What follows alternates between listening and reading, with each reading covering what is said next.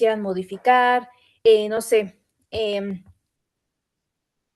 posiciones, las clases, qué tal les parecieron, qué ustedes podrían implementar a las sesiones. Adelante, chicos, las escucho y los escucho.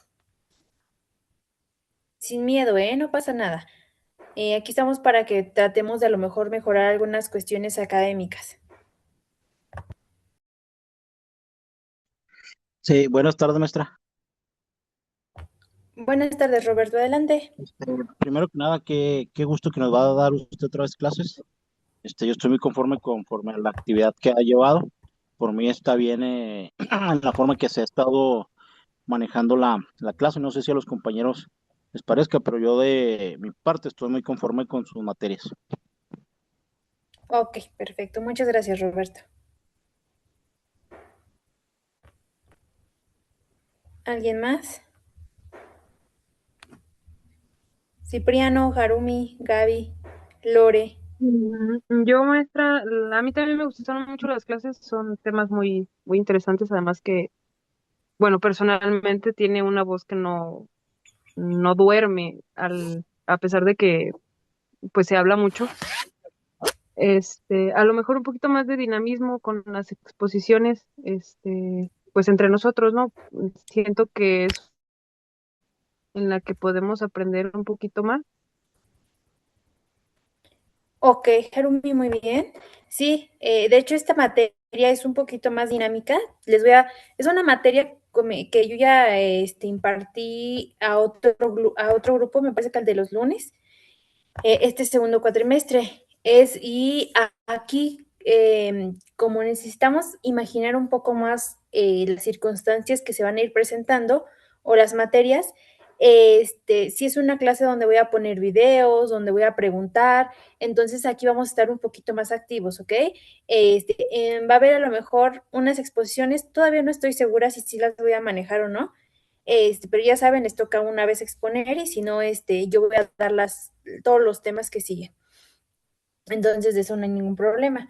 Pero ahorita, como les digo, esta materia sí es un poco más dinámica, donde vamos a ver videos de procedimientos, un poquito de anatomía en 4D, en 3D, para que nos imaginemos más allá, ¿ok? Gracias, Harumi. ¿Alguien más? Cipriano. No, sin comentarios, pero me parece bien en general. Gracias. Ok, muy bien, Cipriano, gracias. A ver, me dicen si ya se puede ver mi presentación. Se supone que ya se está compartiendo.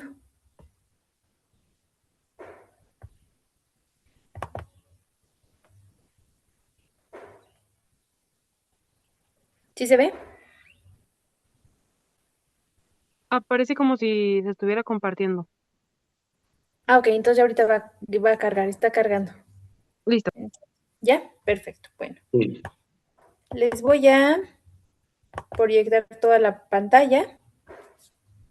Y bueno, ahorita les voy a impartir nuevamente lo que es el segundo cuatrimestre de esta especialidad. Nuevamente, si se dan cuenta ahorita en la presentación, son cuatro materias que vamos a ir viendo, ¿ok?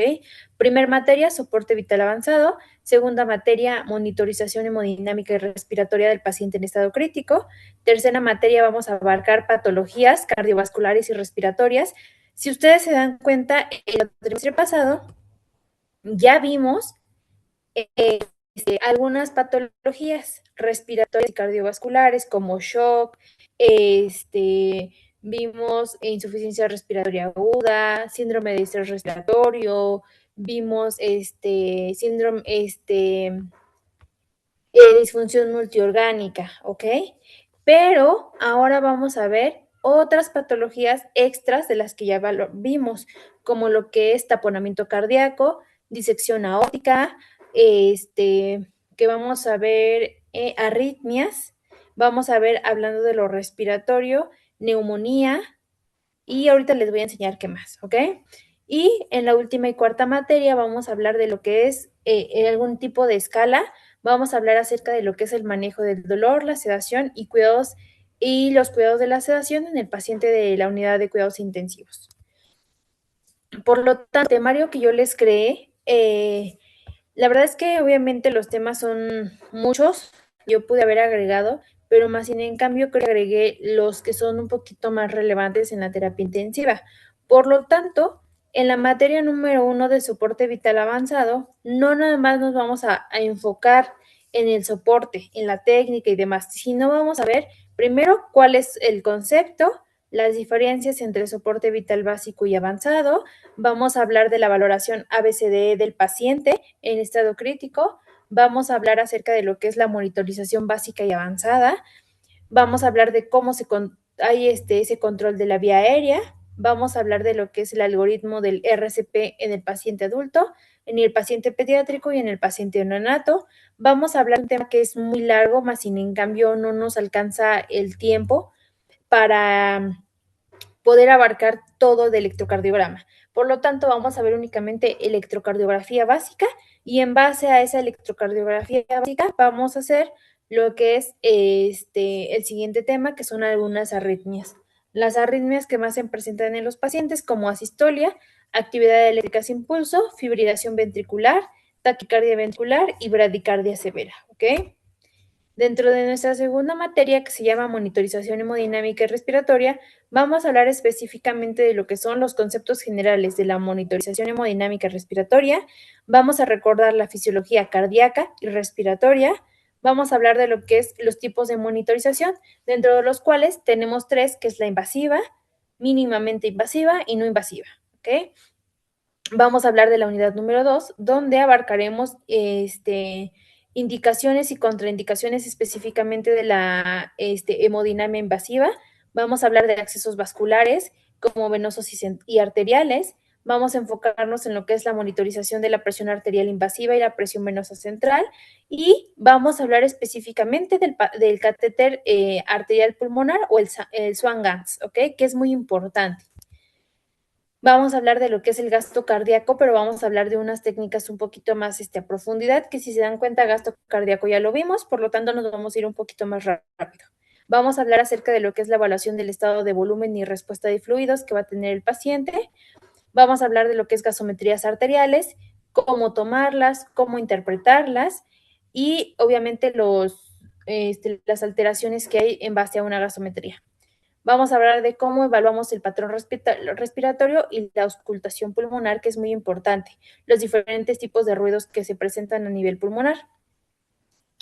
Vamos a hablar también acerca de lo que son los modos ventilatorios, como controlado, asistido, asistido controlado, CPAP y demás.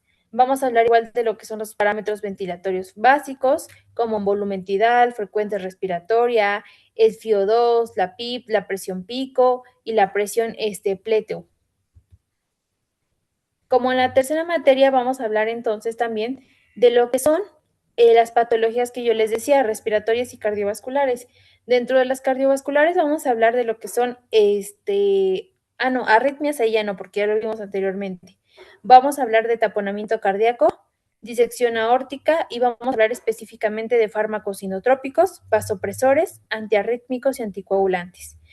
En la unidad 2 vamos a hablar de lo que son las patologías respiratorias como neumonía grave, tromboembolia pulmonar, neumotórax y hemotórax.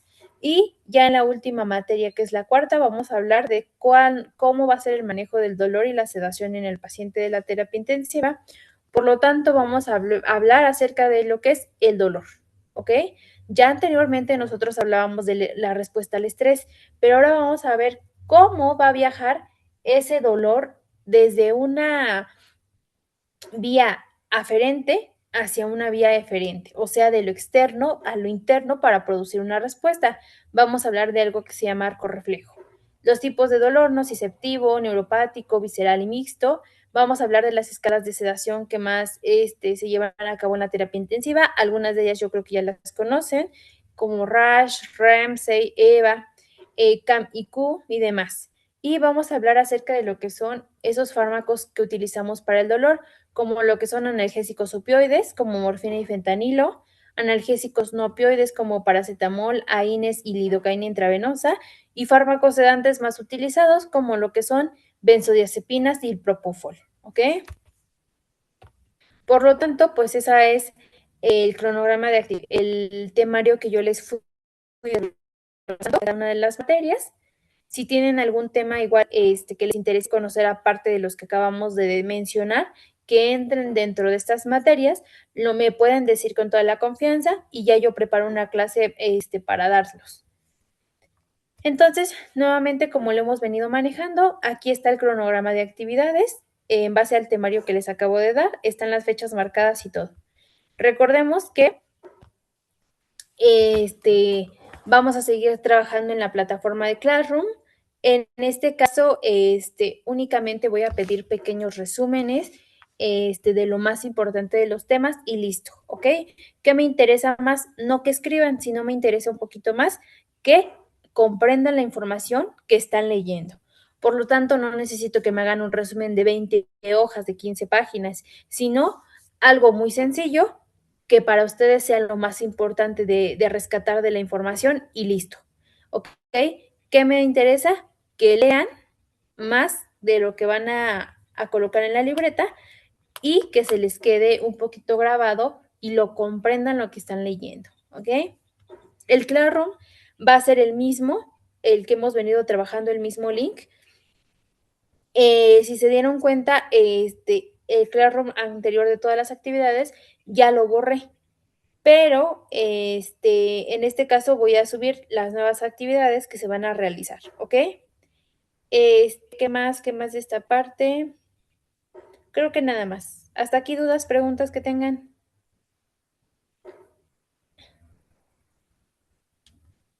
No, maestra, todo bien. ¿No? Ok, perfecto. ¿Qué más de esta materia? A ver, se me está pasando algo. Ah, ok, sí.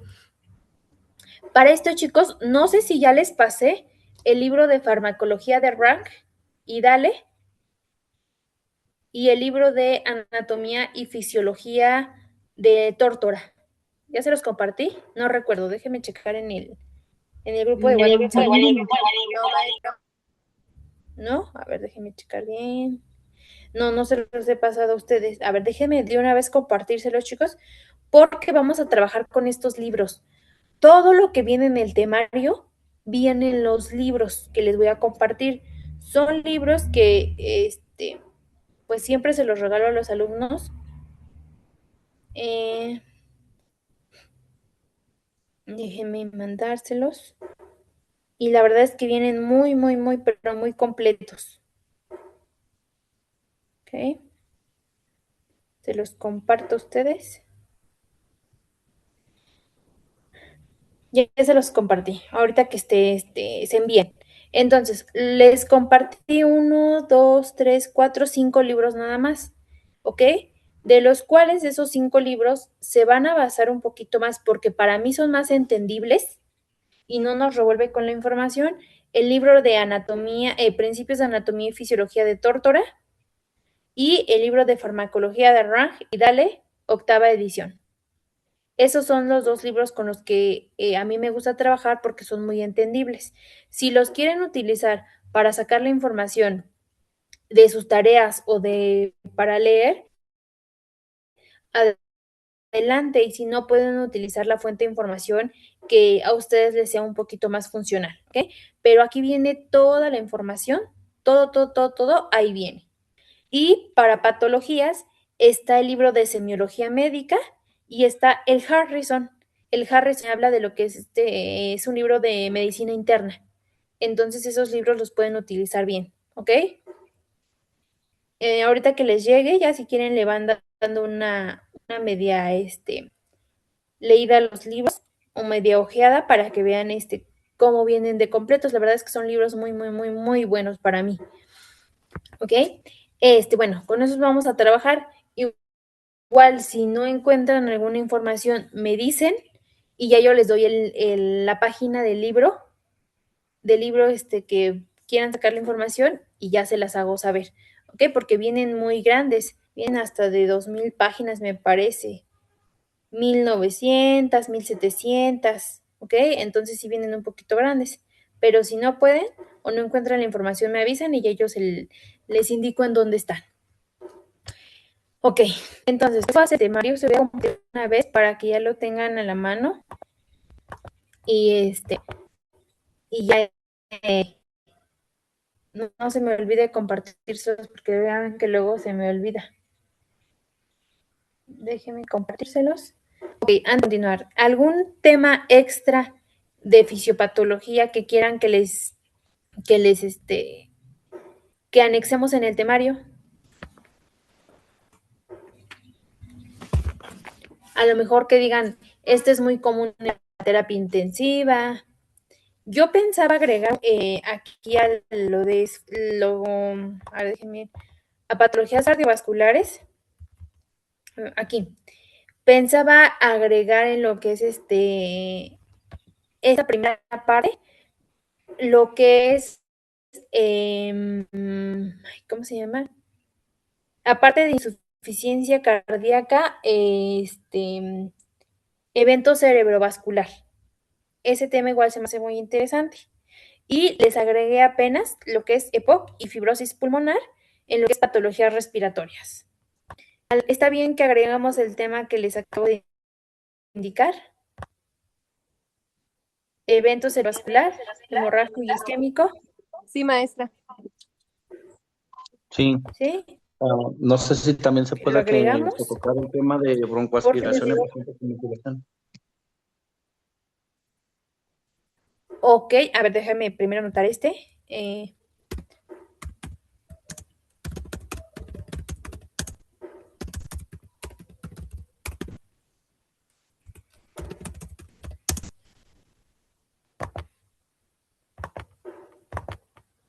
ok. ¿Qué tema me dijiste? Cipriano.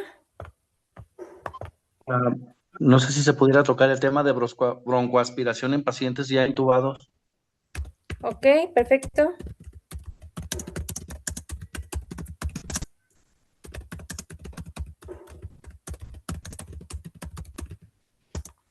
Broncoaspiración en el paciente con ventilación mecánica, ¿ok? Déjeme guardarlo y de una vez se los comparto para que ya lo tengan.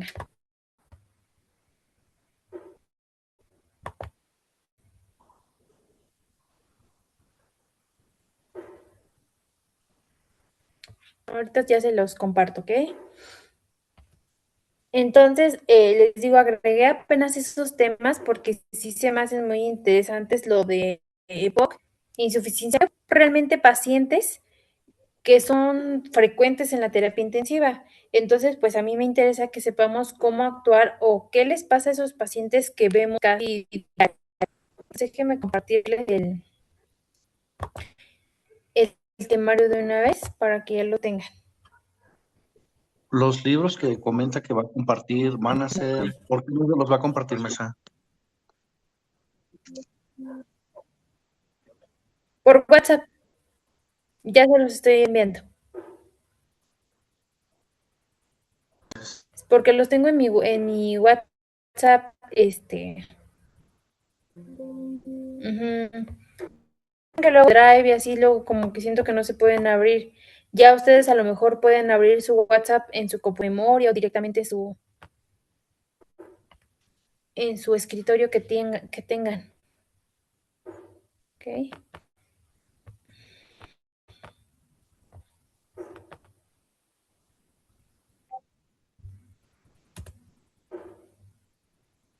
Listo, ya les compartí el temario. ¿Ok?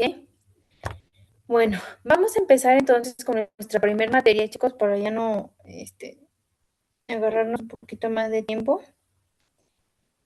Que pues vamos a hacer una pequeña evaluación, ¿ok? Una evaluación que obviamente no va a contar para calificación, pero más sin en cambio necesito ver dónde vamos a partir para que comprendamos una evaluación oral de manera rápida acerca de estos primeros temas, ¿ok?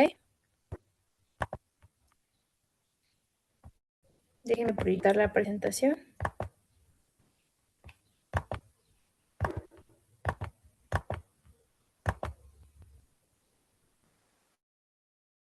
¿Ya la pueden ver, por favor?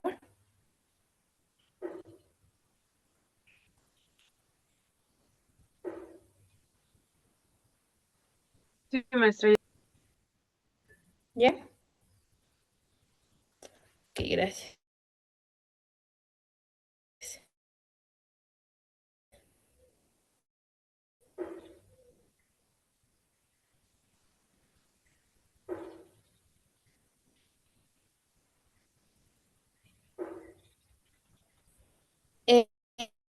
Eh, vamos a empezar este,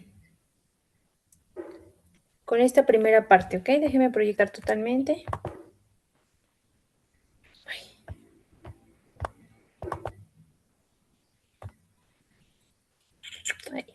Entonces vamos a iniciar con nuestra primera materia que se llama soporte vital avanzado. Seguramente ustedes ya han tomado muchos cursos, diplomados acerca de este tema, ¿ok?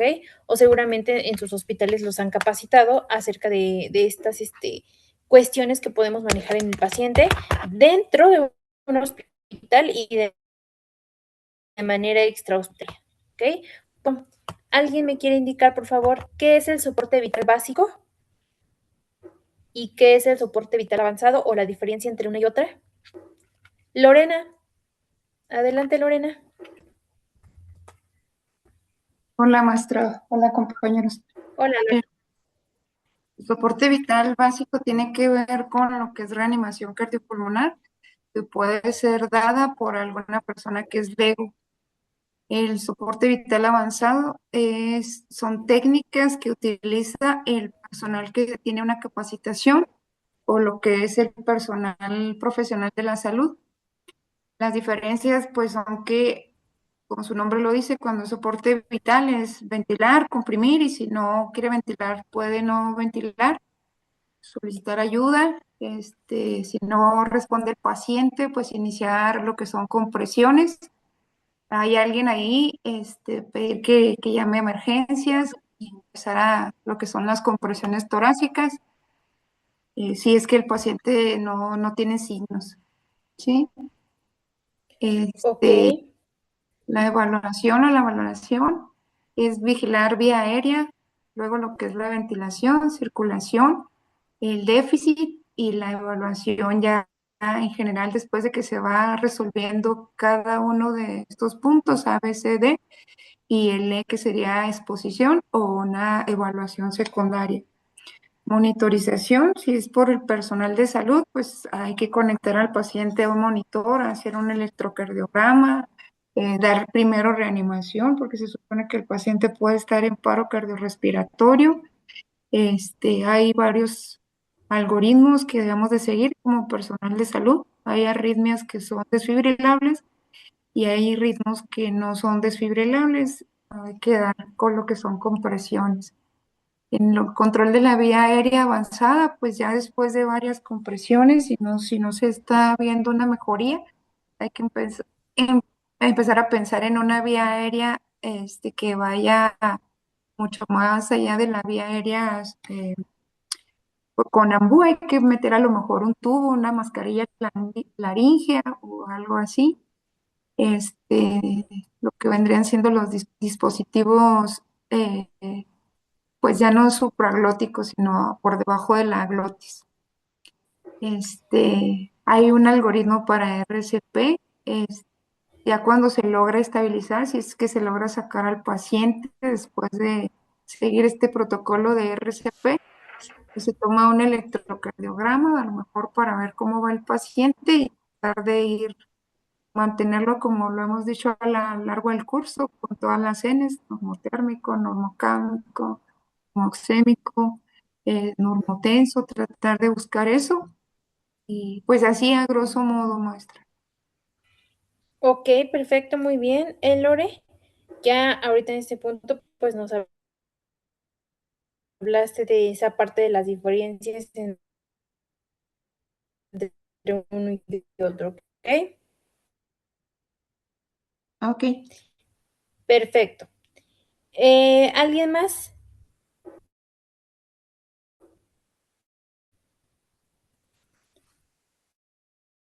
¿Qué?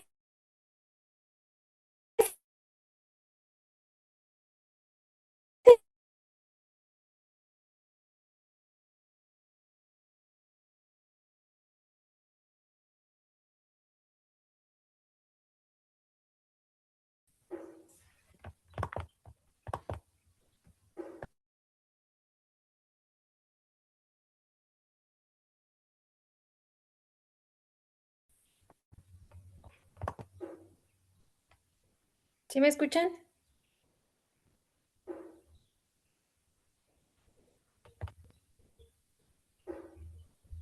¿Sí me logran escuchar bien?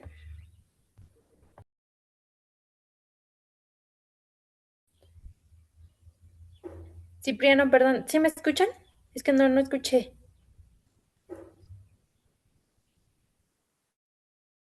Mm, Sí, Sí, maestra, ahí se oye. ¿Sí? bueno, ya Ok, como gracias. comentar, yo no sé Ok. mucho todavía Les así a fondo de la diferencia en ambos casos. Sin embargo, ya como comentó la compañera, en el RCP básico prácticamente es hacer las maniobras y ver si el paciente con ella sale, ver si requiere ventilación mecánica invasiva. Y para el caso de la RCP avanzado, me parece que es donde ya se interviene con medio de uso de medicamentos específicos para tratar de revertir ya sea una fibrilación auricular, ya sea una paro cardíaco, pues más que nada es eso. Ok, perfecto, muy bien, Cipriano. Ok, continuamos entonces, ¿ok?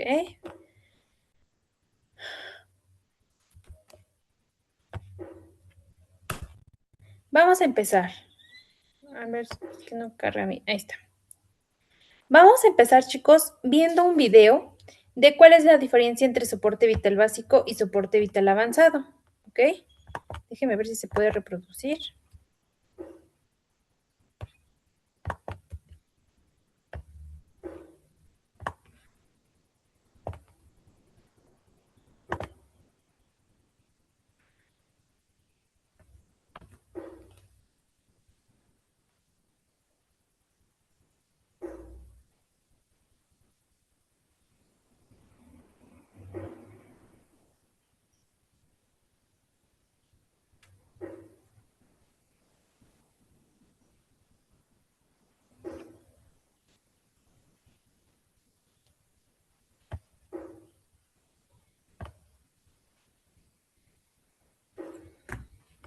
Déjenme ver tantito aquí.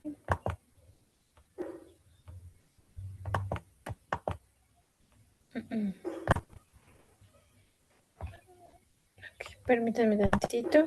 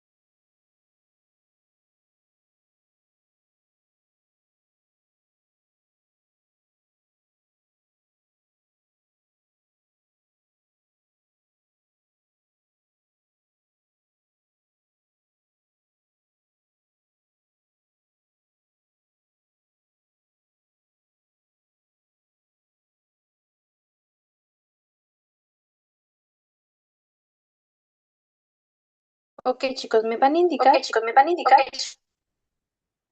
Dice mi video, por favor. A ver.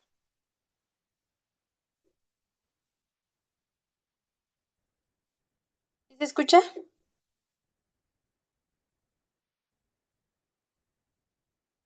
De verse sí, pero de oírse no. Ok, a ver.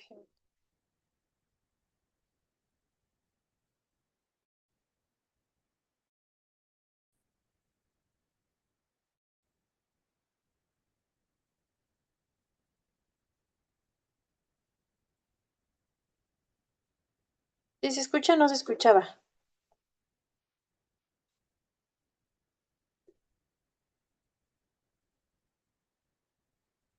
Yo no oigo nada. Ok. El video no se reproduce. ¿No? Déjame dejar de compartir y volver a compartir entonces.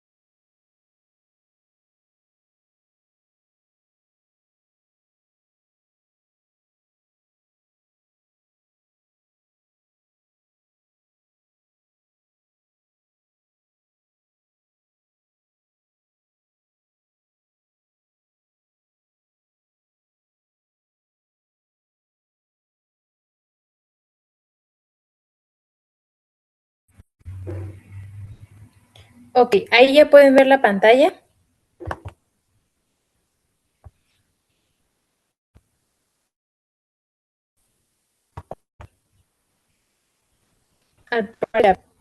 ¿Sí la pueden ver ahí? ¿Qué maestra? Ok, le voy a dar clic y me dicen si se escucha mientras en lo que pasa el comercial.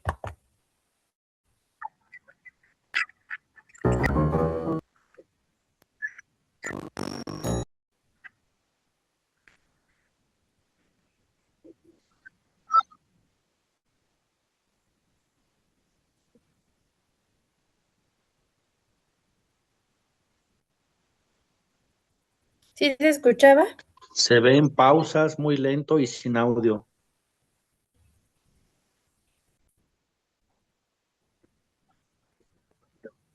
Sí. Ok. A ver, déjenme ahí.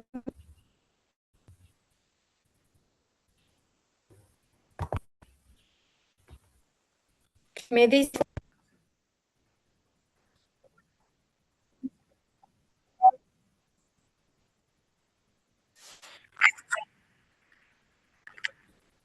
¿sí se escuchaba?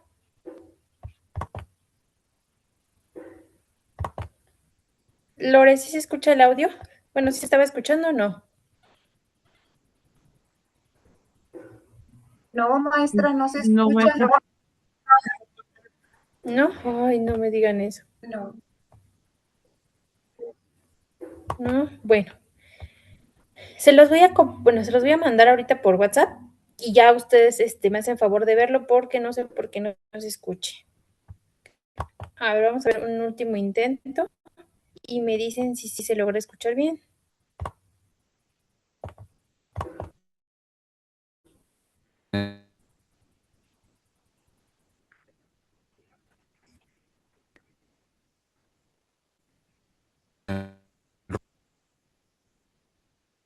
rubro de cardiología como de urgencia.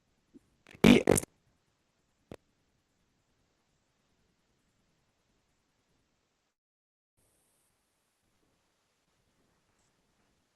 caso vamos a iniciar con lo que son la cadena de supervivencia, ¿ok? Intrahospitalaria y la cadena de supervivencia extrahospitalaria, compañero. Ambas llegan a seguir, digamos, como que ¿Se los mismos escuchaba ahora pasos, sí? pero en diferente orden. ¿Por qué? Porque la intrahospitalaria Sí, pero cortado. Ok. Se escucha muy cortado, dice. Déjeme cerrar las demás páginas que tengo abiertas aquí. Y a ver.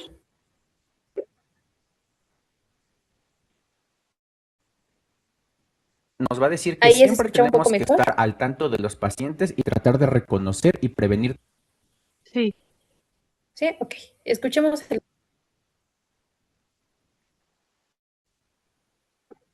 temprano.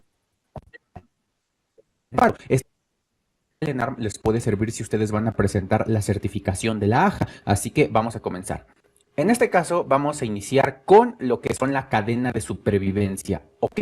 Aquí tenemos dos, la cadena de supervivencia intrahospitalaria y la cadena de supervivencia extrahospitalaria, compañeros, ¿ok? Ambas llegan a seguir, digamos, como que los mismos pasos, pero en diferente orden. ¿Por qué? Porque la intrahospitalaria que siempre tenemos que estar al tanto de los pacientes y tratar de reconocer y prevenir tempranamente a aquellos pacientes que pueden caer en paro. Esto teniendo en cuenta las 5 Hs y las 5 Ts que las vemos más adelante. Después, si nosotros presenciamos un paro cardiorrespiratorio, tenemos que activar el sistema de emergencias y esto es con un fin, que alguien llegue a auxiliarnos. ¿Por qué? Porque si un paciente cae en paro, necesitamos al menos de 5 personas para poder ser un equipo de reanimación completo. Y si nosotros estamos solos, pues al final no vamos a poder ayudar al paciente y va a terminar falleciendo. Por lo tanto, activar el sistema para que vengan en nuestra ayuda. En segundo lugar, iniciar compresiones de alta calidad en lo que llega todo el equipo. Y ya que llega todo el equipo, vamos a hacer la conexión del monitor que se necesita y si no continuamos con las compresiones de alta calidad y todo lo demás que marca la guía. Ya por último, si el paciente sale de paro, los cuidados post paro cardíaco, mandarlo a la UCI y todo eso, y ya que el paciente pues se recupere, valga la redundancia, la fase de recuperación donde tiene que verlo todavía cardiología, tiene que ver con el corazón y todo eso, ¿ok? Este último eslabón es justamente lo último que se añadió en esta última actualización del ACLS. Ahora, el extrahospitalario, como pueden ver, sigue más o menos la misma ruta con pequeñas diferencias. La primera es que si nosotros detectamos un paro en la calle, tenemos que activar el sistema de emergencias, más marcar al 911 para que pues lleguen los paramédicos y nos auxilien. Posteriormente, iniciar compresiones de alta calidad. Posteriormente se encontrarán con el DEA y todo eso y pues se conectará. Ya que el paciente está recibiendo atención de los paramédicos, se puede trasladar. Después del traslado, los cuidados como tal de paro cardíaco. Y por último, la recuperación. Entonces, como pueden ver, son pequeñas diferencias, pero básicamente sigue el mismo orden, compañeros. Así que esto se los pueden llegar a preguntar. Ahora, dentro de la nueva actualización se agregó un nuevo miembro a todo el equipo que ya conocíamos. Si alguna vez han tomado el curso escenarios de Megacode o algo por el estilo, se darán cuenta que existe el que comprime, el que está en el monitor, el que lleva el tiempo, el líder, el que está en la vía aérea, etcétera, etcétera, ¿ok? Y después de todo esto se agregó alguien que se llama supervisor del RCP, que en este caso es el güey que se encarga de ver que le estén dando compresiones de la más alta calidad a estos pacientes. También se encarga de ver que el que se encarga de la vía aérea lo haga correctamente, es decir, que selle bien, que dé las ventilaciones. Y también checa que el que va a dar las descargas o la desfibrilación lo haga correctamente, es decir, que si va a cardiovertir lo tenga en modo sincrónico, que si va a descargar lo tenga a los joules que se marcaron para hacer la... Prácticamente es el chismoso que anda viendo qué pedo en todos lados y si alguien se equivoca se lo tiene que hacer saber. Por lo tanto,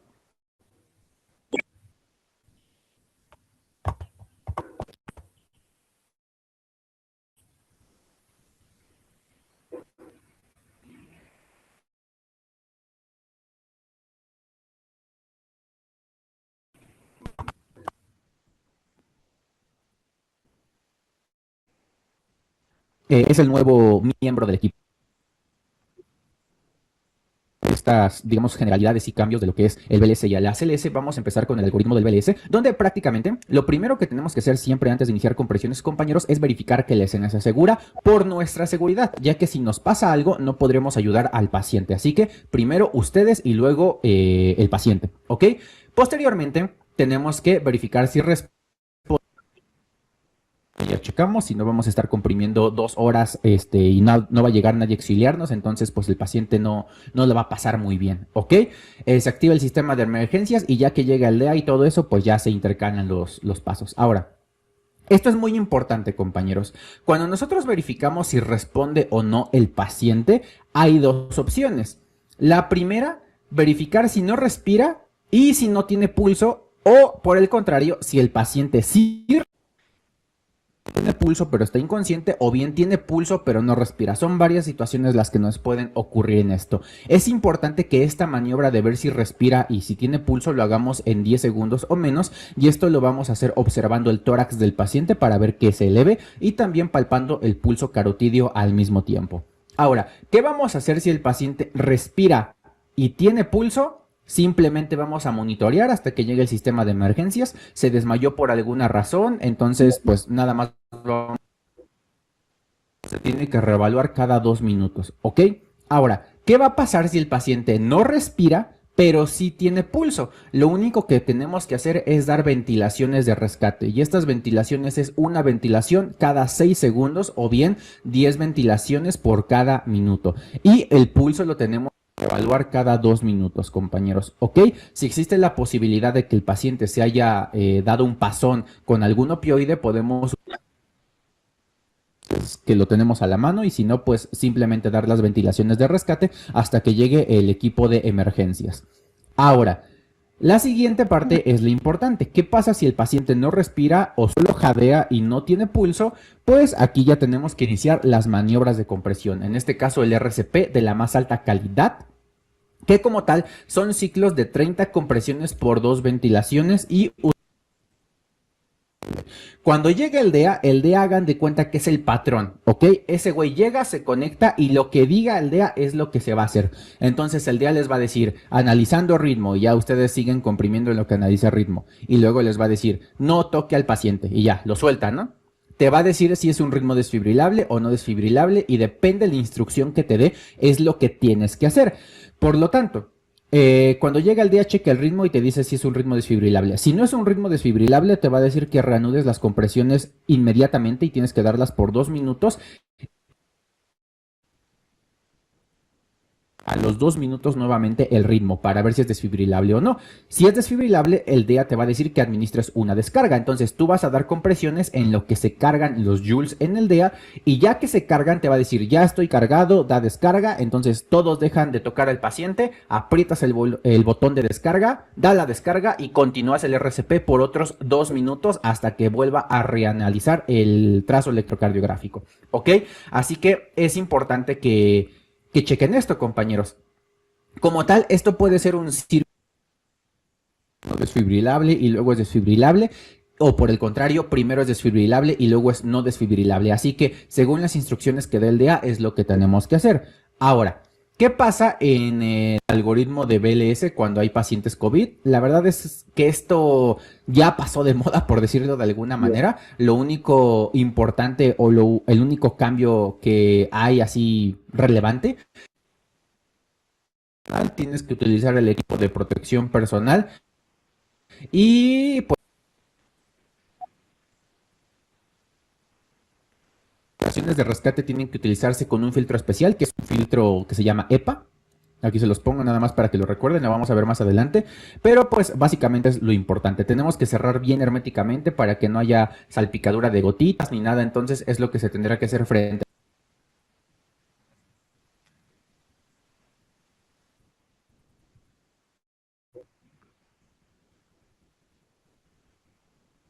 a cambios relevantes, y tenemos que tener mucha atención.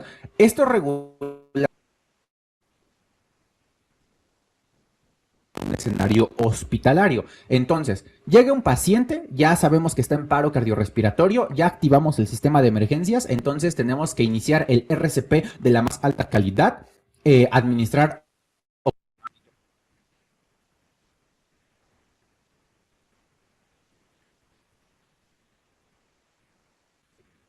de conectar el monitor cardíaco es vital, compañeros. ¿Por qué? Porque el paro se clasifica no desfibrilables. Entonces, eso solamente lo vamos a saber conectando el monitor cardíaco. Así que vamos a revisar. Si nos toca un ritmo no desfibrilable, que es una asistolia o una actividad eléctrica sin pulso, aquí los podemos ver. La asistolia literalmente es una línea isoeléctrica y la actividad eléctrica sin pulso es prácticamente cualquier trazo electrocardiográfico que no sea una taquicardia ventricular. ¿Por qué? Porque la taquicardia ventricular es desfibrilable. Entonces, todo aquello que salga que no sea una taquicardia ventricular, es decir, les puede salir una FA, les puede salir un ritmo sinusal, les puede salir un bloqueo de rama izquierda, les puede salir, no sé, un bloqueo auriculoventricular de segundo grado, les puede salir un flúter auricular, les puede salir lo que sea que les salga que eléctrica sin pulso, compañeros, ¿ok? ¿Y qué va a pasar si nosotros detectamos esto? Damos RCP y administramos de manera temprana adrenalina, 1 miligramo cada 3 a 5 minutos y seguimos con el RCP, compañeros, ¿ok? Entonces, esto es muy sencillo porque hasta cierto punto el ritmo no es desfibrilable, lo único que tenemos que hacer es dar compresiones y administrar adrenalina y se acabó. Esto hasta que el paciente se vuelva un ritmo desfibrilable o hasta que el paciente pues vaya al 6º piso, ¿ok? Por lo tanto es algo que nosotros tenemos que hacer continuamente. En este caso, compañeros, cuando nosotros tenemos un ritmo desfibrilable va a cambiar la cosa. ¿Por qué? Porque aquí, como podemos ver, tenemos dos ritmos desfibrilables, que puede ser la fibrilación ventricular o la taquicardia ventricular sin pulso. La fibrilación ventricular ya lo vimos en la clase de electro, pero es como si un niño agarrara una crayola y rayara pues lo que se le pinche se antoja. Y la taquicardia ventricular sin pulso iguales. Entonces, ¿qué va a pasar?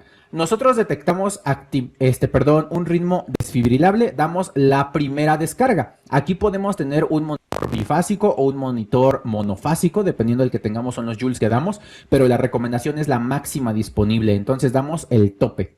¿Ok? Ahora, inmediatamente después de dar la descarga, damos RCP por 2 minutos más. Y aquí ya le vamos diciendo al equipo, pónganle un acceso intravenoso o un acceso intraóseo. Por lo tanto, si el ritmo es desfibrilable. Si sí es desfibrilable, aquí, ¿qué creen? Ya va la segunda descarga. Y a partir de la segunda descarga, pregunta de examen, se inicia.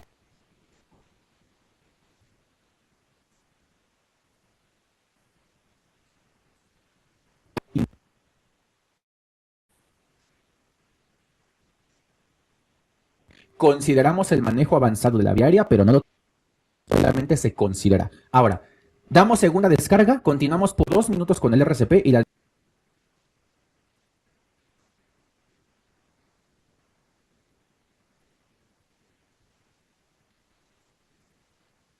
amiodarona o lidocaína, compañeros, ¿ok? Y continuamos con el RCP por 2 minutos. Ahora, aquí recuerden, si nosotros estamos frente a un caso de un paciente que no está intubado, las compresiones son 30 compresiones por 2 ventilaciones, ¿ok? Pero si tenemos el caso de un paciente, solamente vamos a dar las compresiones continuas, ¿ok? Con las ventilaciones como se vieron en el BLS, cada 6 segundos aproximadamente. Así que recuerden muy bien estos datos que son importantísimos. Por otro lado, en el área COVID, los cambios, digamos, que tenemos que hacer en la reanimación, es que pues tenemos que priorizar la intubación, ¿ok? Aquí sí se prioriza para tratar de evitar los contagios y si se tiene disponible el sistema Lucas, el sistema automático, pues lo hacemos y evidentemente el equipo de protección personal, pero básicamente después de todo eso es lo mismo, ¿ok? Desfibrilable, no desfibrilable, al no desfibrilable solamente adrenalina, al desfibrilable compresiones y descarga y medicamentos, ¿ok? Así que recuerden muy bien esto. Ahora, Como tal, este es el resumen, compañeros, el resumen de manera circular de lo que tenemos que hacer en caso de que tengamos un paciente con paro cardiorrespiratorio. Por lo tanto, aquí lo importante que tenemos que recordar son varias cosas. RCP de alta calidad. ¿Cómo defines el RCP de la más alta? Tienen que ser compresiones de 30 por 2 por 5, es decir, 30 compresiones por 2 ventilaciones y eso repetirlo 5 veces y posteriormente cambiar al que hace las compresiones o si se cansa lo cambiamos antes. Tienen que ser compresiones fuertes de al menos 5 centímetros. Tienen que ser compresiones rápidas, al menos de 100 a 120 compresiones por minuto. Evitar la ventilación excesiva. Cambiar al compresor cada 2 minutos como en el realizar una capnografía y en este caso si la PET-CO2, que es el valor de CO2 al final de la expiración, es menor a 10 milímetros de mercurio, se tienen que mejorar las compresiones porque significa que son compresiones piteras. Entonces ese PET-CO2 tiene que estar por arriba de 10 por lo menos. Y también podemos monitorizar la presión intraarterial. Esto lo hacemos directamente con un catéter arterial, con una línea arterial. Entonces, la presión diastólica, si es menor a 20, también significa que son compresiones piteras. Por lo tanto, lo tenemos que... Vamos a hablar de un RCP de la más alta calidad. Ahora, en la cuestión de las descargas, compañeros, vamos a ver que si es monofásico, damos 360 joules, que es el máximo disponible, y si es bifásico, igual según las recomendaciones, pero si no se sabe cuál es la recomendación, es la máxima conocida, que los bifásicos regularmente van de 200 a 220, depende del modelo, pero más o menos es lo máximo que se puede dar, ¿ok? Fármacos, importantísimo, adrenalina, recordemos que en paro... Luego, ¿ok? Luego la adrenalina, 1 miligramo cada 3 a 5 minutos, pero en ritmo desfibrilable, la adrenalina misma dosis y la miodarona en caso de la tercera descarga, primero un bolo de 300 y luego un bolo de 150 miligramos.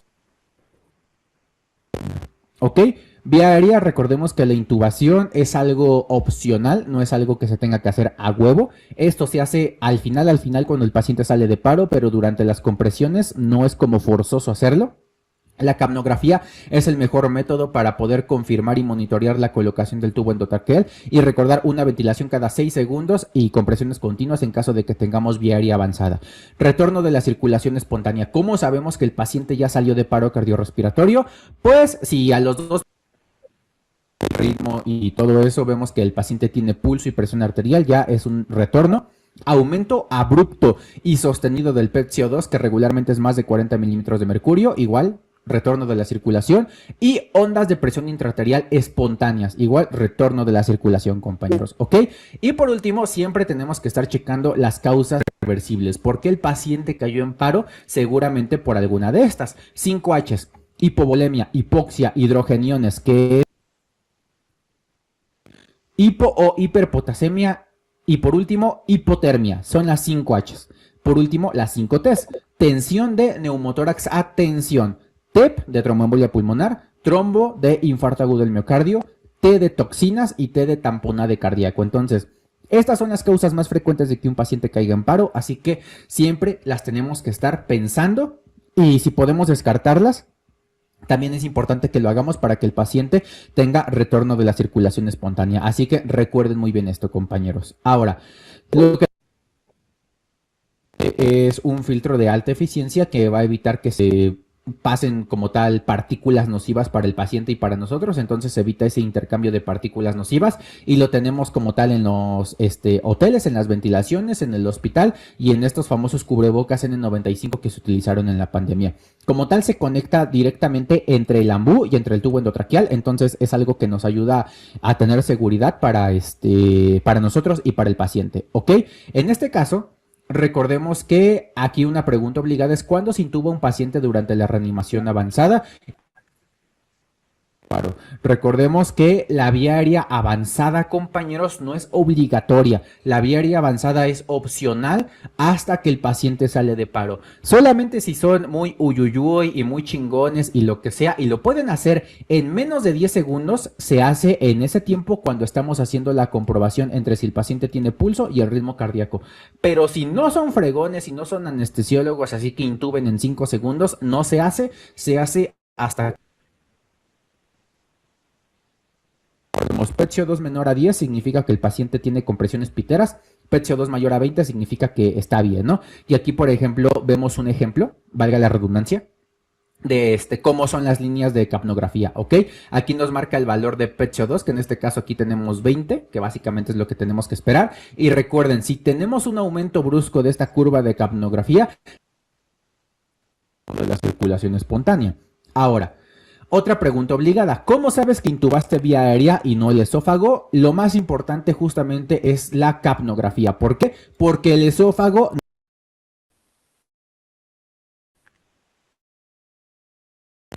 lo que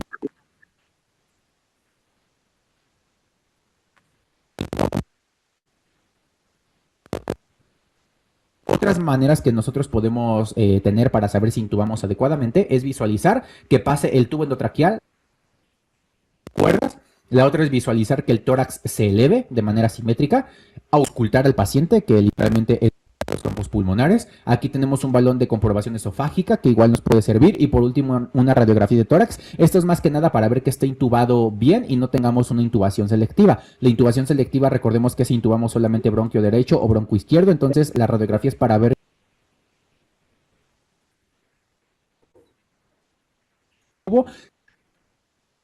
bronquio principal, compañeros. ¿Ok? Ahora, tenemos otras herramientas, capnómetro, y aquí es pinta morado, significa que tenemos un PET-CO2 menor a 3 milímetros de mercurio, significa que son compresiones que mejor.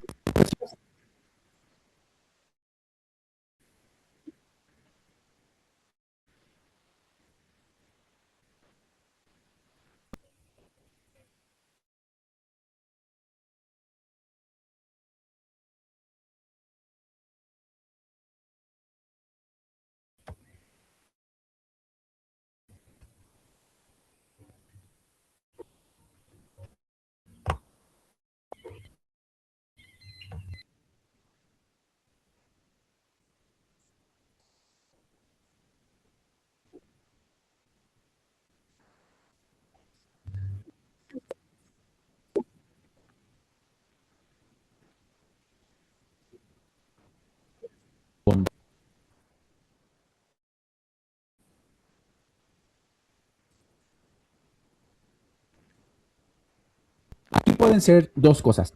La persona ventila con normalidad, no que sí, entonces solamente tenemos que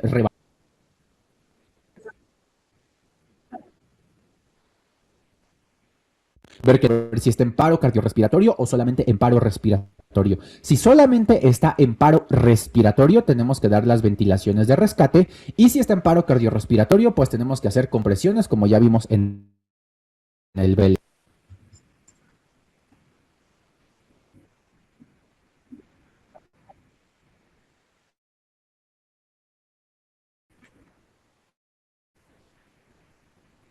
La naloxona se prefiere intranasal.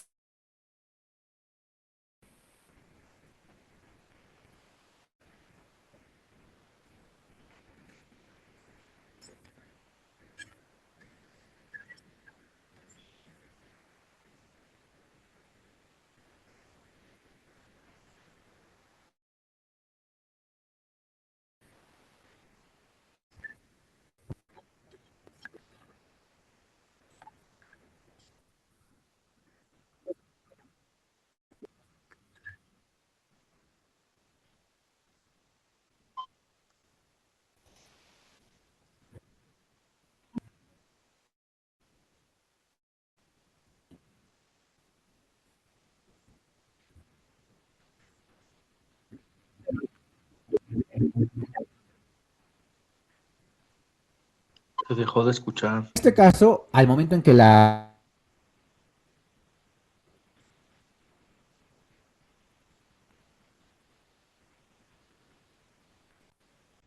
¿Me hablaron, chicos? Sí, sí, sigue escuchando, ya no, o ya se corta mucho. desplazamos y Se le dejó de inclinamos, damos el escuchar. RCP como nos marcan Ok. las guías. ¿Los demás igual dejaron de escucharlo?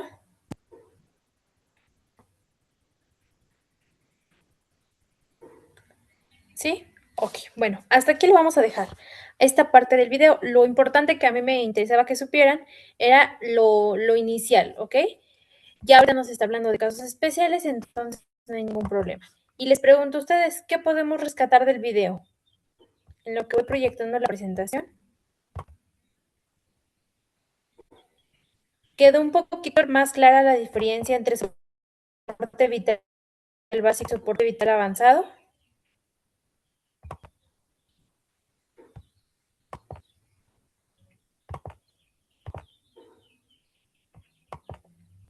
Sí, maestra, igual podría rescatar que él menciona que el básico, pues lo podríamos hacer como los primeros auxilios, ¿no? En lo que llega la Ok, ambulancia o los mismos paramédicos. Y el soporte avanzado sería pues ya dentro de un hospital, porque necesitamos monitores, medicamentos, que a veces en una ambulancia no hay. perfecto, Harumi, exactamente. Eso es lo que quería que llegaran, a lo que acaba de decir su compañera. Vamos a entenderlo como que el soporte vital básico es aquel que se puede realizar de manera extrahospitalaria, ¿ok? Que si a lo mejor voy en el transporte público, que si le pasó a algún familiar, y yo lo puedo realizar en ese momento para mientras estabilizar al paciente y sacar al paciente del paro, lo voy a realizar, ¿ok? Ya ahorita vamos a ver más adelante cuáles son las especificaciones de cada uno de ellos. Este video únicamente era la introducción de lo que es esta primer materia. Y en el caso del soporte vital avanzado, ese se va a realizar de manera intrahospitalaria. Por eso dice avanzado, porque se requiere de qué? Se requiere de más aparatos electromédicos, de fármacos, de una vía intravenosa y demás para poder sacar al paciente adelante, pero ahora sí, dentro de un lugar donde contamos con todo lo específico para atender ese tipo de pacientes. Algo igual que me hablaba muy importante en el video, cada uno de las labores que tiene enfermera A, enfermera B, enfermera C y el líder. En este caso el video me decía algo importante. El líder es una pieza fundamental en lo que es el soporte vital básico y avanzado, principalmente el avanzado. ¿Por qué? Porque es el que debe de tener el control del todo. Tú te vas a ir a la vía aérea, tú te vas a ir a lo que es la circulación, tú vas a hacer compresiones, ¿no? Tú vas a administrar fármacos, no sé, tú, laboratorios y demás. Entonces, el líder es muy importante en estos escenarios porque es el encargado de dirigir. Recordemos, un líder no es el que manda, un líder es el que dirige a un grupo de personas, pero se integra en el trabajo en equipo, ¿ok? Entonces, eso es muy importante. Y vamos a empezar entonces. ¿Qué es el paro cardíaco? Para que nosotros podamos entender en qué momento el paciente necesita un soporte vital avanzado o un soporte vital bajo, es en aquel escenario en el que el paciente entra en un paro cardíaco. ¿Y qué es un paro cardíaco? En este caso es cuando el corazón se para, ¿ok? Cuando cesa la actividad mecánica del corazón, que tiene como resultado que no haya circulación sanguínea. ¿Qué me va a conllevar? A que haya un estado de hipoperfusión tisular y por lo tanto se empiece a dañar aparatos y sistemas importantes o conocidos como órganos diana. ¿Ok? ¿Por qué entonces voy a iniciar a hacer RCP en el paciente con paro cardíaco? Para que mantenga yo la perfusión. Nosotros vamos a hacer como una bombita, ¿ok? En este caso, nosotros, voy a prender mi cámara aquí, a ver si se puede ver bien, para explicarles. A ver si se ve. Ok, ahí. ¿Sí? Entonces, mi corazón está parado. Imaginemos que aquí en el centro de mis manos está mi corazón que se paró.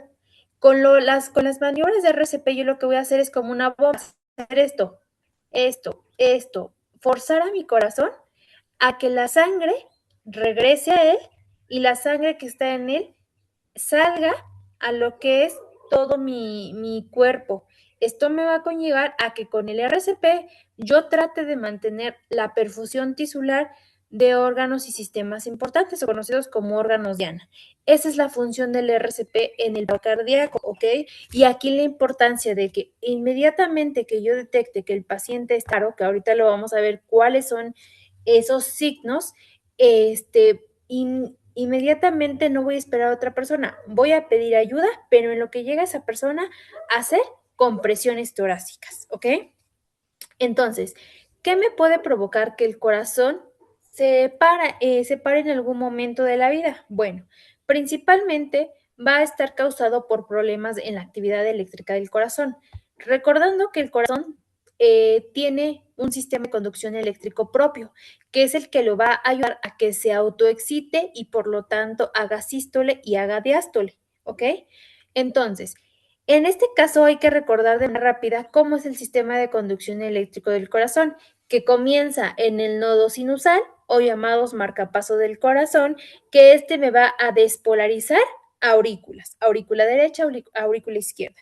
Posteriormente, el impulso eléctrico se va hacia el nodo auriculoventricular, que en este caso es el que se encarga de hacer una pequeña pausa de 0.02 milisegundos para que no se contraigan al mismo tiempo aurículas y ventrículos.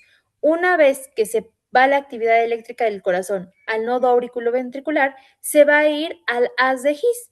El haz de His, recordemos que se encuentra en el septum del corazón, para que posteriormente ahora, a través de las ramificaciones de Purkinje, se despolaricen ventrículos. Y así todo mi corazón va a ir contrayendo y relajándose gracias a la actividad eléctrica del corazón, ¿ok? Ahora, ¿qué va a pasar por lo tanto? Mi paciente ya está en paro.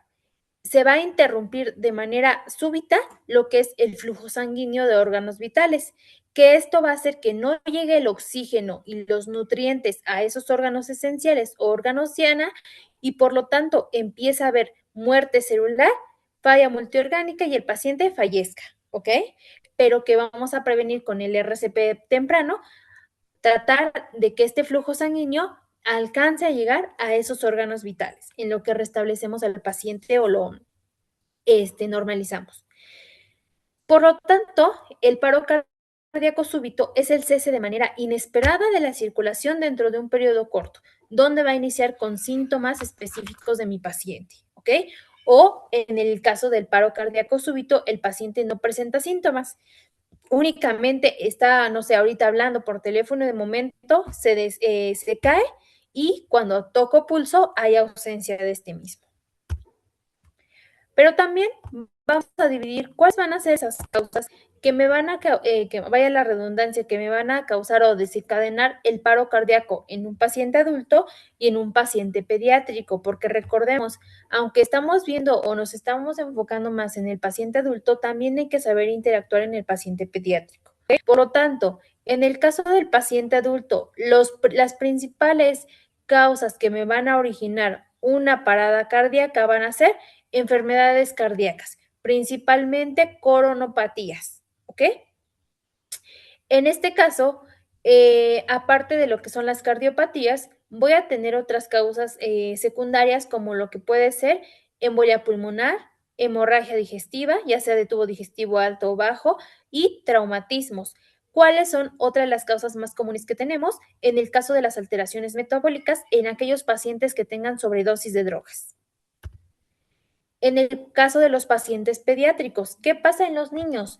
Una de las principales, bueno, en este caso hablando de los niños, no es tanta la incidencia que ocurren de paros cardíacos, aproximadamente es de menos 15 al 20% de la población en el mundo que tenemos de niños que sufren un paro cardíaco, pero aquellos pacientes que sufren un paro cardíaco van a ser principalmente causados por traumatismos craneales o torácicos o abdominales, intoxicaciones, lo que son trastornos respiratorios como obstrucción de la vía aérea, cuando el niño a lo mejor se le atora algún alimento, inhalación del humo, por eso es muy importante que a los pequeños no los expongamos a humo o algún tipo de sustancias que me produzca estos gases tóxicos para los pulmones, ahogamiento, infecciones, principalmente de tracto respiratorio, y síndrome de muerte súbita del lactante, ¿ok? ¿Qué ocurre en este caso? Pues la asfixia, que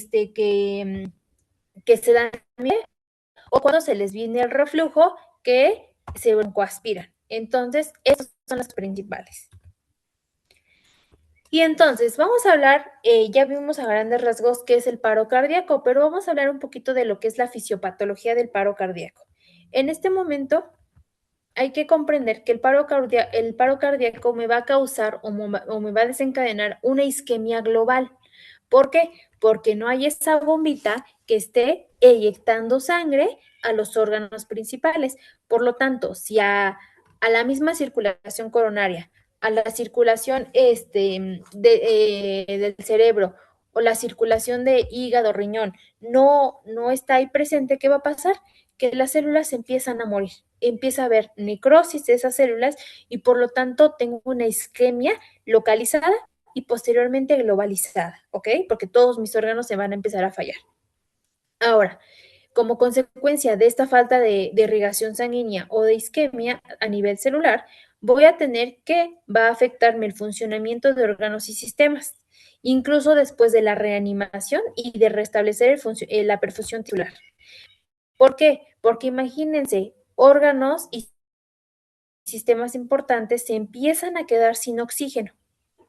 Cuando se quedan cierto tiempo sin oxígeno, en lo que yo reacciono a ver qué le hago al paciente y demás, pues esos órganos están sufriendo. La célula está muriendo una por una, a lo mejor no se murieron todas. Si hay alguna de ellas, ¿qué me va a causar en este caso a nivel de órgano de sistema? Que empiecen ¿con qué? A dejar de funcionar poco a poco o a tener alteraciones en su funcionamiento, ¿ok? Por lo tanto, las principales causas son el daño celular directo y la formación del edema, que me trae como consecuencia, en este caso, el mal funcionamiento de sus órganos. Entonces me dice que este último, la formación del edema, es algo muy peligroso para lo que es el encéfalo.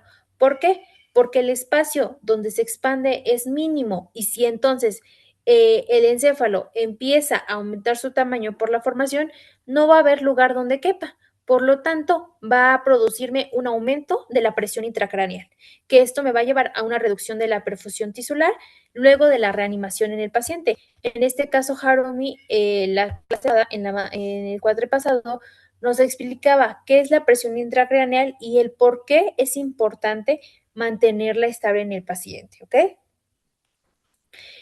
Posteriormente, al haber isquemia y al empezar a tener daño celular en las células de mis órganos, esto me va a conllevar a que haya una disminución del ATP, ¿ok? Esta disminución del ATP pues es consecuencia de que no se nutra de manera adecuada esa célula. Entonces, esta deficiencia del ATP me va a producir una pérdida de la integridad de la membrana. ¿Qué quiere decir esto? Que el potasio empieza a salir y va a entrar a la célula más calcio y sodio. Esto va a hacer que la membrana empiece a perder su integridad o se empiece a deformar y por lo tanto, ¿qué va a causarme?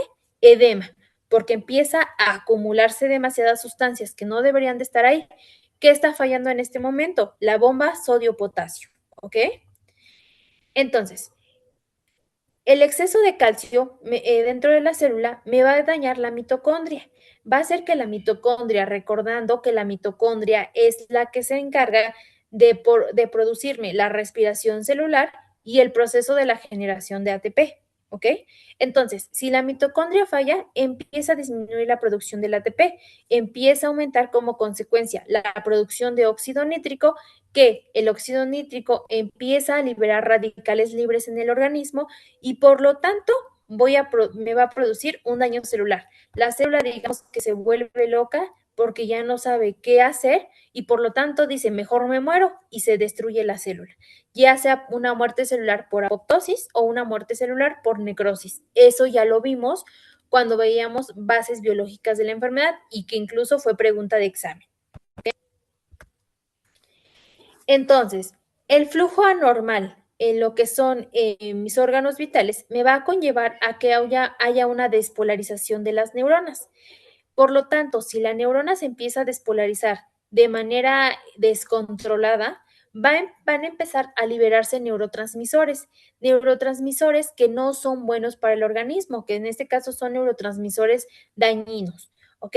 ¿Qué ejemplo tenemos? El glutamato empieza a salir de manera desproporcionada. Esto va a hacer que la sobrecarga intracelular del calcio aumente y que todavía esta célula tenga mayor edema, ¿ok?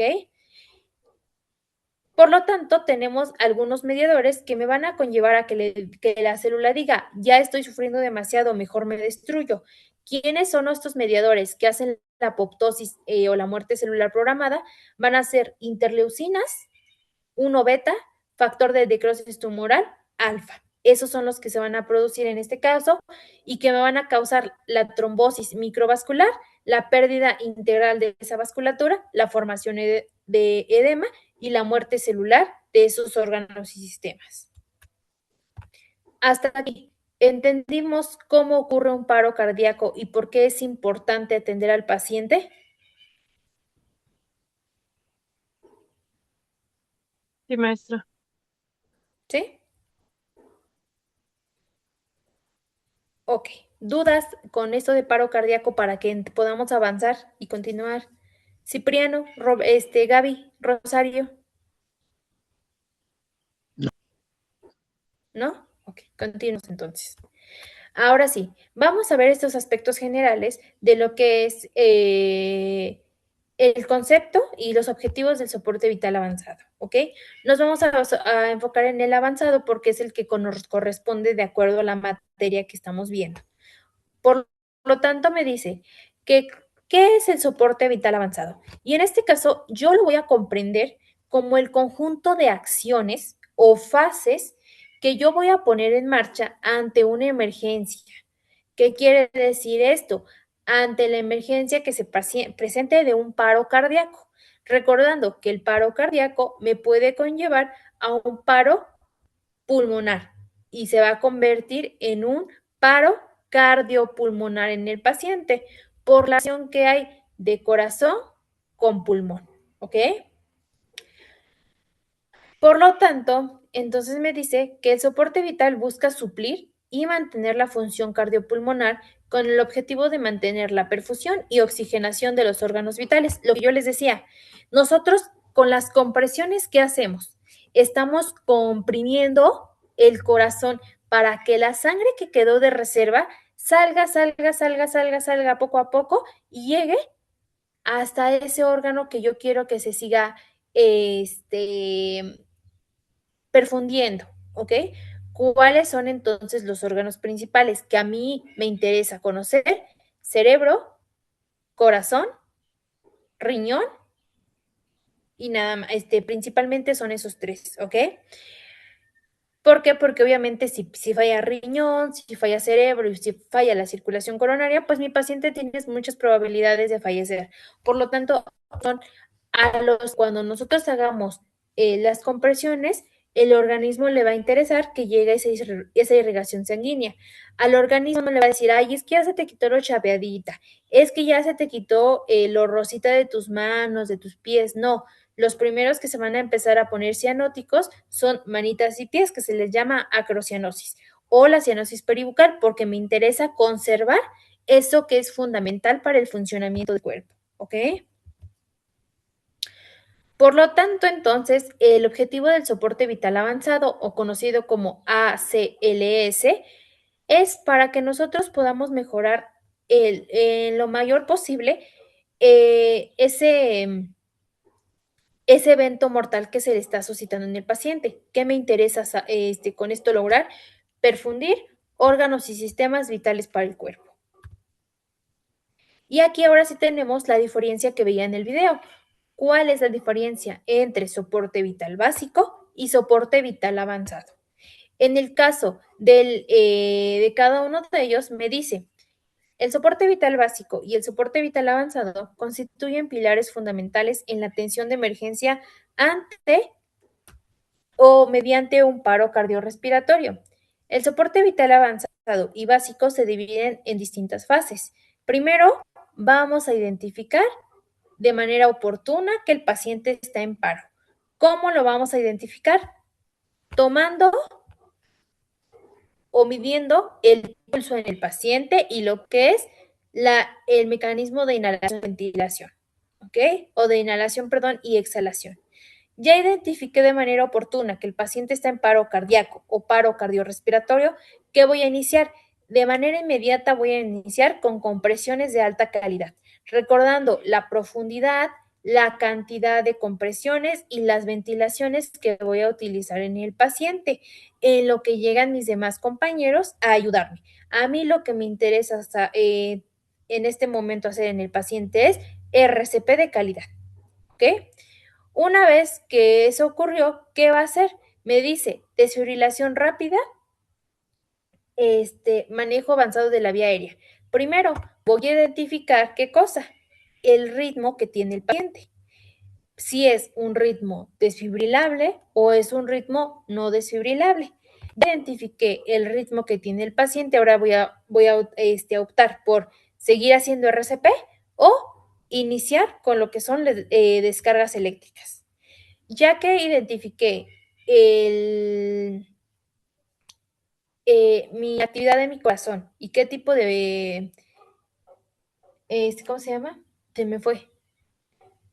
De ritmo tiene el paciente, voy ahora sí a hacer el manejo de la vía aérea, recordando que la vía aérea es lo siguiente que a mí me interesa mantener estable en el paciente. Por lo tanto, voy a liberar vía aérea y voy a hacer que la vía aérea esté permeable. ¿Para qué? Para que en lo que yo hago RCP, el paciente le siga entrando oxígeno y siga ayudándome a la perfusión de los aparatos y sistemas, ¿ok? Ya en este punto tengo que tener una vía intravenosa en el paciente. Por lo tanto, la vía intravenosa a mí me va a ayudar ¿a qué? A que le administre fármacos que le van a ayudar al corazón a que haga autoexcitación y empiece con la actividad eléctrica, ¿ok? Después de que ya estabilice a mi paciente, voy a realizar cuidados post-resucitación. ¿Qué quiere decir? Ya tengo estabilizado al paciente, ¿ahora qué sigue? ¿Ok? Primero voy a identificar qué me causó el paro cardíaco para que no me siga causando más paros cardíacos en el resto del turno, de día o de la estancia hospitalaria del paciente. Después de esto, ¿qué voy a hacer? La estabilización. Ya estabilicé a mi paciente. Laboratorios, exámenes de gabinete y demás cuestiones que yo voy a analizar en el paciente. Valorar función renal, función neurológica, evaluar función cardíaca y demás, ¿ok? Pero ya van a ser estudios que le voy a realizar en ese tiempo o unas escalas de valoración que voy a utilizar en estos cuidados por resucitación, ¿ok? Entonces, para esto es muy importante que nosotros como personal de enfermería y principalmente ustedes como enfermeros intensivistas sepan cómo actuar y desde el identificar una emergencia de soporte vital básico y avanzado hasta la parte de los cuidados por resucitación que se le va a realizar a su paciente, ¿ok? Y aquí ahora sí tengo la diferencia entre uno y otro.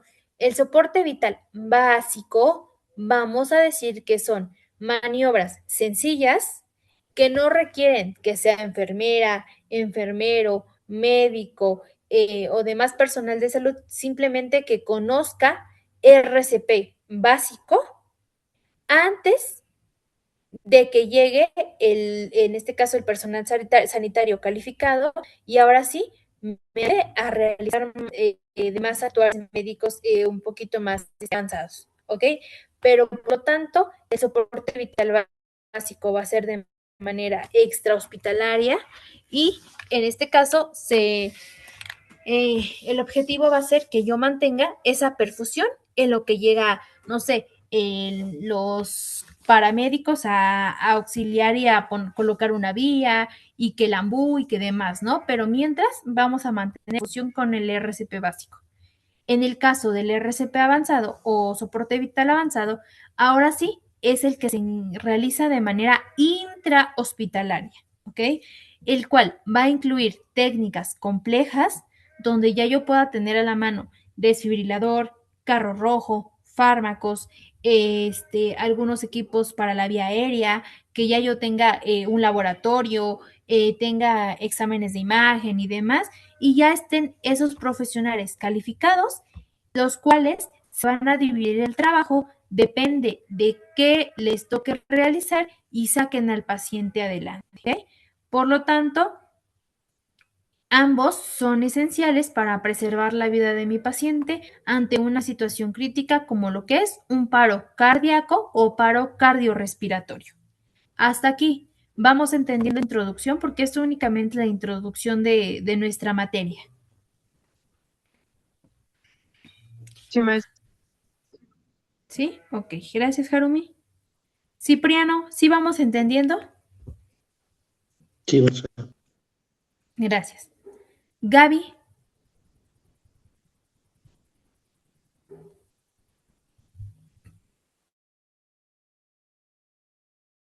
Rosario. Sí, maestra. Ok, gracias. Rosario y Roberto.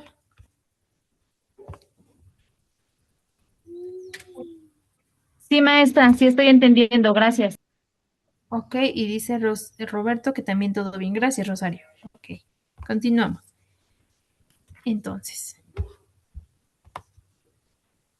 ¿cuáles van a ser entonces esas cuestiones, esos criterios de preocupación que yo voy a tener como parte del equipo médico que voy a realizar RCP en el paciente? Bueno, me dice, rendimiento del equipo y su impacto crítico en la reanimación. Y voy a leer cada uno de los puntos y los voy a explicar. Me dice, un rendimiento altamente eficaz del equipo es crucial para el éxito de los esfuerzos de la reanimación. Los equipos de reanimación deben desempeñar sus responsabilidades con una eficacia excepcional, lo que conduce a un alto rendimiento y una sincronización precisa, lo que puede aumentar las probabilidades de supervivencia en los pacientes que sufren un paro cardíaco. Para alcanzar estos objetivos, los equipos médicos de alto rendimiento dependen de la dedicación de cada miembro para contribuir al rendimiento óptimo del equipo, en lugar de limitarse a ejecutar órdenes. Entonces, ¿cuáles son esas cuestiones que a mí me van a preocupar ante una reanimación cardiopulmonar o un soporte vital avanzado? Primero, que el compañero que haga RCP sepa, tenga el conocimiento de cuántas compresiones, con cuántas ventilaciones y en qué ritmo va a realizar las compresiones, ¿ok? Segundo, que esa persona que está haciendo RCP tenga el rendimiento físico para acabar todos los ciclos que el paciente requiera, porque a veces pueden pasar 10, 15 minutos, 20 minutos haciendo RCP y no se deben de cansar. Entre menos pausas hagamos en el RCP, menos daños le vamos a causar a nivel celular al paciente, ¿ok? Entonces, esto es muy importante. Como ejemplo, ¿no? Si alguno de ustedes en algún momento es el encargado o el líder de decir, tú te vas a ir a la vía aérea, tú vas a hacer compresiones, tú esto, tú el otro, hay que poner a personas que estén capacitadas en conocimiento y en la fuerza física porque también es muy importante, ¿ok? En el caso de nosotros, podemos tomar a lo mejor algún taller de RCP para que vayamos practicando el tiempo. ¿Por qué es cansado? Sí, sí es cansado. Por lo tanto, a veces, si les ha tocado algún caso de RCP, se han de verdad o se han de dar cuenta que a veces cambian. Te toca tú y empieza el compañero. Ahora te toca tú y empieza el compañero. Y ahora tú y ahora va la compañera. Pero estas interrupciones, aunque sean mínimas de tiempo en el paciente, para él son perjudiciales, ¿ok? Porque estamos dejando que el flujo sanguíneo se interrumpa. Por lo tanto, aquí ya va a causar una lesión celular en el paciente. Siguiente punto, aquí me habla del desempeño que debe de tener cada persona, que sea enfermera A, enfermera B, enfermera C o enfermera D, le toca cierta ejecución del trabajo. Por lo tanto, si a mí me tocó vía aérea, debo de saber qué es la vía aérea, debo de saber cómo mantener permeable la vía aérea, debo de conocer, en este caso, equipos médicos con los cuales me va a ayudar a despejar la vía aérea, debo de saber cuántas ventilaciones son, por cuántas compresiones que está haciendo el compañero, debo de conocer cómo aspirar al paciente y todo la parte de saber intubar a un paciente, porque eso también es parte de la enfermera o enfermero que esté en la vía aérea. Saber poner el tubo endotraqueal, ¿ok? Me dice que, bueno, el último ya me habla acerca de los objetivos que quiero alcanzar en el caso de tener un paciente con RCP.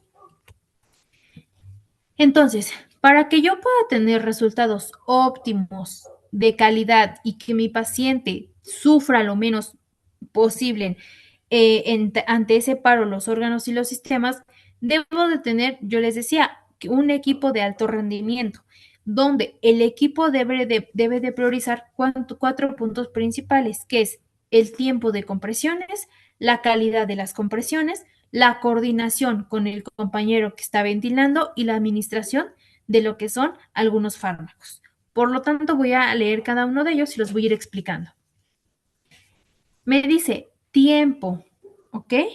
Y en esta parte del tiempo me dice inicio rápido de compresiones, entrega temprana de la primera descarga, mantenimiento de la fracción de compresiones torácicas superior al 80%, minimización del tiempo de ininterrupción antes de la descarga y tiempos de respuesta rápida por parte de los servicios de emergencia. ¿Qué me quiere decir? Que entre más rápido y oportuno haga el RCP, menos daño al paciente. Que las compresiones deben de ser, en este caso, en el tiempo que me las marca, o sea, en los ciclos. Recordemos que son 30 compresiones por 2 ventilaciones durante 2 minutos. ¿Qué más es importante en esta parte del tiempo? Lo que les decía, tratar de hacer las menos interrupciones posibles entre compañeros que nos estamos apoyando para el RCP o cuando se trate de un ritmo desfibrilable. ¿Qué quiere decir? Que desfibrilo al paciente y automáticamente, así como quito el desfibrilador, pongo mis manos para seguir realizando RCP. Más adelante vamos a ver este algoritmo del RCP básico, del avanzado. Siguiente, me habla de la calidad y me dice, garantizar la tasa y profundidad adecuadas, retrocesos total en el pecho, interrupciones mínimas y rotación regular de los compresores para evitar la fatiga. Además, evitar ventilación excesiva y utilizar dispositivos de retroalimentación para mejorar la calidad. ¿Qué me quiere decir esta parte? Que debo de saber a cuánta profundidad realizar RCP, cuánto es lo que debo de dejar que el pecho retroceda una vez que hice la compresión. La rotación es muy importante. ¿Qué quiere decir? Que si un compañero me va a ayudar, ya debe de estar listo del lado contrario al lado de mí para cuando yo me quite y haga un movimiento de medio círculo, el otro llegue y siga con la compresión, ¿ok? ¿Qué más? Obviamente, evitar las ventilaciones excesivas. ¿Qué quiere decir? Que debo de seguir lo que es mi algoritmo. 30 compresiones por 2 ventilaciones, no por 3, no por 4 ventilaciones. Por eso, la persona que está haciendo compresiones debe de contarlas en voz alta para que escuche todo el equipo médico que está ayudando y aparte para que escuche el compañero que está ventilando y haga las ventilaciones de acuerdo al número de compresiones que está haciendo el compañero, ¿ok? Tercer punto, coordinación. ¿De qué me habla la coordinación? Yo les dije, para esto es muy importante que haya un líder en el equipo y un líder siempre les he hecho como hincapié en esta parte. Un líder no es aquel que manda, que te va a decir, Harumi, tú te vas a la vía aérea, Cipriano, tú te vas a las compresiones, Roberto, tú te vas a ir a la vía periférica. Gaby, tú vas a ser la enfermera que va a anotar todas las observaciones. Rosario, tú le vas a poner la sonda al paciente, ¿no? Un ejemplo. No, y yo nada más me voy a quedar viendo ahí cómo hacen todo el trabajo. No, un líder es el que te va a organizar, pero también va a entrar en el trabajo en equipo, ¿ok? El que va a decir, ok, yo voy a hacer compresiones, o yo me voy a ir a la vía aérea, o yo voy a estar, no sé, viendo que cada uno haga su trabajo, pero al mismo tiempo hacer las anotaciones de todo lo que pasa en el paciente, que no haya cuestiones legales. Entonces, esta parte de la coordinación es muy importante y para esto cada uno de los compañeros enfermeros o compañeros de turno, si se dan cuenta en el área de choque, en el área de urgencias, en el área de cuidados intensivos y demás, hay una tablita, ¿no? O debería de haber un pizarroncito donde diga enfermera A tal, enfermera B tal, enfermera C tal, para que ya sepamos día con día a quién le toca actuar en ese tipo de emergencias si es que llegan a suscitar dentro del hospital. Cuarto punto, ahora sí, la administración. ¿Qué quiere decir esto? Lo que les decía en un punto anterior, implementar el liderazgo eficaz, medir el rendimiento de quién, de mi trabajo en equipo y mejorar la calidad continua. Esto me va a ayudar a gestionar el número de miembros que yo tengo en mi hospital y de ese número de miembros ver cuál es el trabajo que les corresponde a cada uno de ellos, en este caso del equipo de código de paro que vayamos a tener dentro de mi institución hospitalaria, mi clínica o mi área de trabajo en la que me encuentre. Entonces, aquí me dice que la presencia de un líder es esencial para todo el trabajo en equipo y un trabajo de alto rendimiento. Esto me va a conllevar a que el líder es la persona encargada de organizar el trabajo en equipo, de supervisar el rendimiento individual de los miembros del trabajo en equipo y de brindar apoyo cuando sea necesario. Ejemplo, cuando a lo mejor Harumi está haciendo las compresiones y yo soy el líder, yo voy a decir, Harumi, me indicas cuando ya te canses para yo ya estar preparada en la posición y cuando tú quites la mano, yo automáticamente meter las mías para que siga haciendo las compresiones. Eso es lo que hace un líder, ¿ok? Por lo tanto, me dice que el enfoque del líder de equipo siempre está en ofrecer una atención integral al paciente, más que en los procedimientos. Entonces, no es el procedimiento, sino la calidad que se le está dando a ese procedimiento específico que es el RCP. Por lo tanto, me dice en esta parte que en situaciones que requieran un procedimiento avanzado que otros miembros del equipo no puedan realizar, como la colaboración avanzada de las vías respiratorias, el líder es esa persona que tiene la autoridad para delegar temporalmente responsabilidades de liderazgo a otros miembros del equipo. Si yo empiezo a hacer el trabajo de Harumi, yo voy a decir, Harumi, te quedas de líder. Entonces Harumi empieza a hacer mi trabajo, ¿ok? Por lo tanto, me dice que los puestos sugeridos para un equipo de alto rendimiento incluyen 6 personas. ¿Quiénes van a ser esas 6 personas? Los que se van a encargar de las funciones de reanimación. ¿Qué quiere decir esto? Una persona que se va a ir a la viria, una persona que va a ser el compresor, ¿ok? Que es el que va a alternar con el monitor y el desfibrilador. Otra persona que me habla acerca de lo que es el monitor y la desfibrilación, que va a alternar con el compresor. Y los roles, en este caso de liderazgo, va a ser el jefe de equipo, el que se encarga también de la administración de medicamentos intravenosos, intraóseos y el que se va a encargar de registrar todo ese tipo de actuar. Ok, ahora aquí me dice algo muy importante, administración de medicamentos intravenosos e intraóseos. Vamos a aprender en este punto, chicos, de esta segunda materia, a saber canalizar una vía intraósea y que también hay que conocer que una vía intraósea no se les coloca o no todos los pacientes son candidatos. Principalmente una vía intraósea se le va a colocar al paciente gran quemado, al paciente que tiene un trauma grave y que por lo tanto no hay una vía periférica y como vía opcional para estabilizarlo vamos a utilizar una vía intraósea. Puede ser paciente pediátrico o puede ser paciente adulto, pero lo vamos a ver más adelante. ¿Ok? Entonces, hasta aquí, dudas, preguntas que tengan. No, maestra, todo bien. ¿Sí? Perfecto. Bueno, pues yo creo que lo vamos a dejar hasta aquí para que comprendamos primero la información que les acabo de dar como introducción y ya que lo entendamos, ahora sí, vamos a continuar con lo que es la evaluación inicial, la evaluación básica del soporte vital, vamos a empezar con la evaluación primaria, la evaluación secundaria y lo que son los signos de deterioro clínico que vamos a valorar en el paciente para que en este caso nosotros sepamos en qué momento el paciente está teniendo una pérdida grande de lo que es la estabilidad, tanto hemodinámica como la parte del funcionamiento de aparatos y sistemas. Y ya de aquí vamos a empezar a ver todo lo que es la evaluación inicial o valoración ABCD. ¿Ok?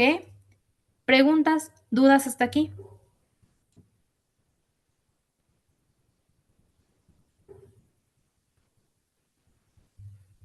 No, ¿No? maestra, todo bien.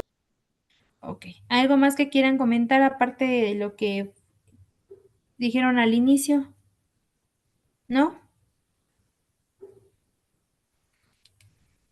Ok, bueno, pues esto sería todo por la sesión de hoy. Voy a tratar de mandarles 2 videos, el que acabamos de ver al inicio de la clase y les voy a mandar otro que habla de paro cardíaco para que por favor los vean y ahora sí quede más clara la información y ya la siguiente clase podamos continuar, ¿ok?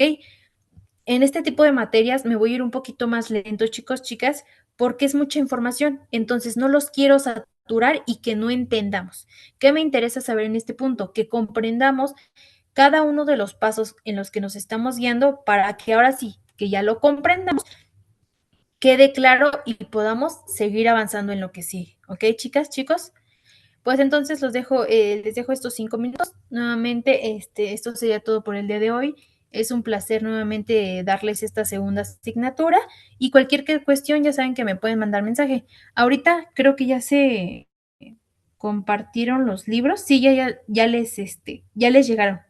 Se los compartí en el grupo de WhatsApp para que por favor los descarguen, los lean, y si no encuentran algún tipo de información, me digan y ya yo los apoyo, ¿ok? Indicándoles dónde se encuentran los temas. Gracias, maestra. Ok, de nada, Harumi. Pues esto sería todo entonces por la sesión de hoy. Muchas gracias y que pasen un bonito inicio de semana. Hasta luego. Ah, dice Rosario que si van a tener tareas. Sí, pero más adelante o en el transcurso de la tarde-noche, acomode el Classroom y ya para que puedan ingresar, les voy a volver a enviar el link. Ya suba todas sus tareas, las fechas y todo como lo hemos venido manejando, ¿ok? Pero ya les dije, no se estresen, van a ser tareas muy cortitas. ¿Sí, Rosario? Ok, maestra, gracias. Sí, gracias, maestra. Okay. A ustedes, hasta luego. Que descanse, buenas noches. Bonita noche. Luego. Igualmente. Hasta luego, Cipriano.